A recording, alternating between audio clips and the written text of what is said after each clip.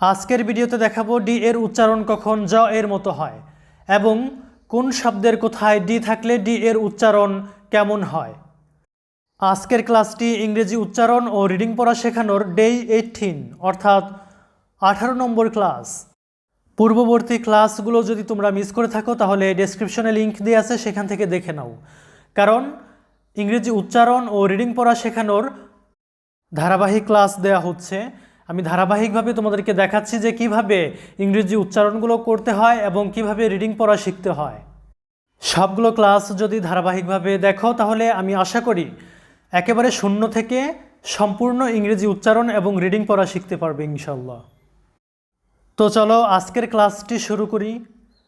D এর আগে ও পরে যদি ভাওয়েল থাকে তখন ডি এর উচ্চারণটা হবে জ, মানে বাংলায় জ এর মতো সাউন্ডটা আসবে।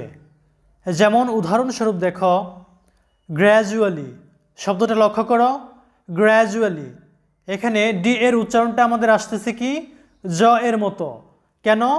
কারণটা হচ্ছে ডি এর আগে আছে এই এবং ডি এর পরে আছে ইউ, মানে ডি এর আগে ভাওয়েল এবং পরেও ভাওয়েল, তাই ডি এর উচ্চারণটা হচ্ছে জ এর মতো, গ্র্যাজুয়ালি। লক্ষ্য করো, গ্র্যাজুয়ালি।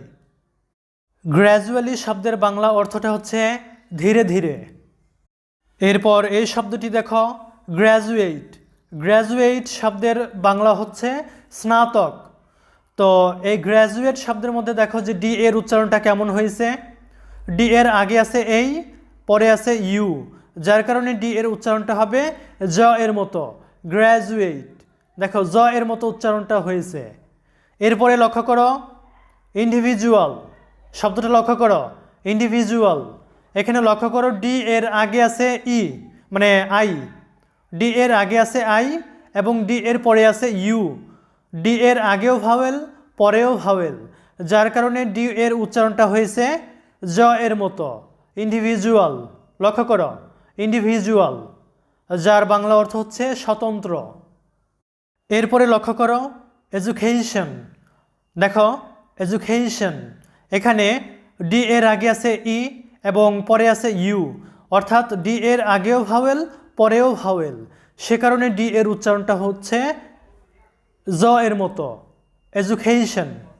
এডুকেশন, যেটার বাংলা অর্থ হচ্ছে শিক্ষা। তবে আমাদের অনেক বাঙালিরা এবং অনেক ইন্ডিয়ানরা এই এডুকেশন শব্দটাকে এডুকেশন উচ্চারণ করে থাকে, কিন্তু এই শব্দটার সঠিক উচ্চারণটা হবে এডুকেশন। কারণ ডি এর আগে ই এবং পরে আছে ইউ, অর্থাৎ ডি এর আগে ভাওয়েল এবং পরেও ভাওয়েল, তাই ডি এর উচ্চারণটা জ এর মতো হবে, এডুকেশন, এডুকেশন, এরকম উচ্চারণটা হবে। এরপর মনে রাখবে যে ডি এর পরে এইচ থাকলে ডি এর উচ্চারণ ঢ অথবা ধ হয়, বাংলায় ঢ অথবা ধ এর মতো যে সাউন্ডটা সেটা হয়। যেমন উদাহরণস্বরূপ দেখো, ডিএইচ এ খেই এ, ঢাকা। ঢাকা বানান আমরা কিভাবে লিখি? ডিএইচ এ খেই এ, ঢাকা।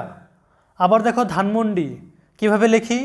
ডিএইচ দিয়ে, ডিএইচ এ এন, ধান, এম ও এন, মন, ডিআই ডি, ধানমন্ডি, এরকমভাবে।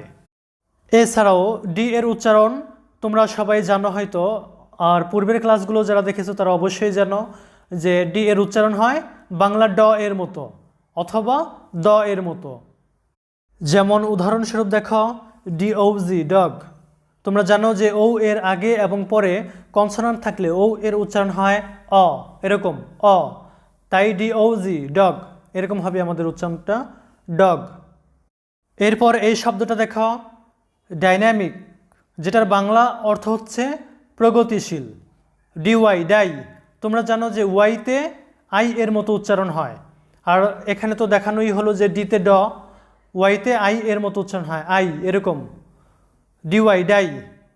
এন এই এম, লক্ষ্য করো, এন এই এটাও হবে ন্যা, কারণ এন এর মানে এই এর আগে এবং পরে আছে কনসোনান্ট, তাই এই এর উচ্চারণটা হবে এ। ডাইনা, এম আই সি, মিক। আই এর আগে পরে যেহেতু কনসোনান্ট আছে তাই আই এর উচ্চারণ হবে ই, এরকম ই বা বাংলায় রস্বইকারের মতো, তাই আমাদের উচ্চারণটা হবে ডাইনামিক, ডাইনামিক, এরকম ডাইনামিক, যেটার বাংলা অর্থ হচ্ছে প্রগতিশীল। Thanks for watching. Don't forget to subscribe, press the bell icon and never miss an update.